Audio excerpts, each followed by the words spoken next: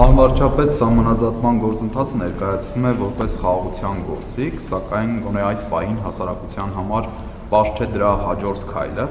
եւ այս տարվա մասով կոնկրետ ինչ անելիքներ կան եւ արդյոք ամբողջական սահմանազատումից հետո Հայաստանի Հանրապետության իշխան տարածքներից ինքնական դուրս գան ադրբեջանական զորքերը։ Ես երկրորդ հարցին բազմիցս անդրադարձել եմ եւ սահմանազատման գործընթացը հենց դրա մասին է, որ ճշգրտվեն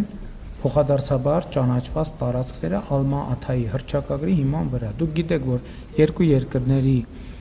սահմանազատման հանձնաժողովների համատեղ գործունեության կանոնակարգում արձանագրված է Ալմա-Աթայի հռչակագիրը որպես սահմանազատման բազային սկզբ եւ դա պետքա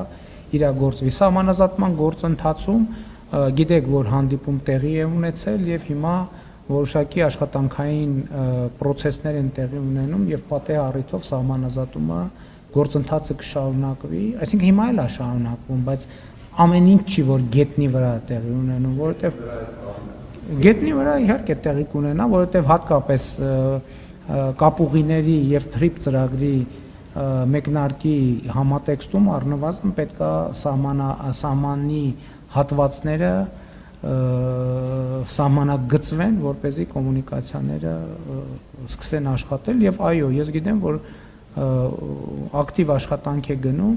գետնի վրա, երբ որ լինի համապատասխան տեղեկատվությունը կլինի։ Նկատի ունեմ նախատեսված է, բայց ինքը նրբություններ ունեցող աշխատանք է, հիմա այդ նրբությունների փաստաթղթային նախապատրաստությունների վրա աշխատանք է տեղի ունենում։ Հաջորդ հարցը Պարոն Փաշինյան, դուք ասում եք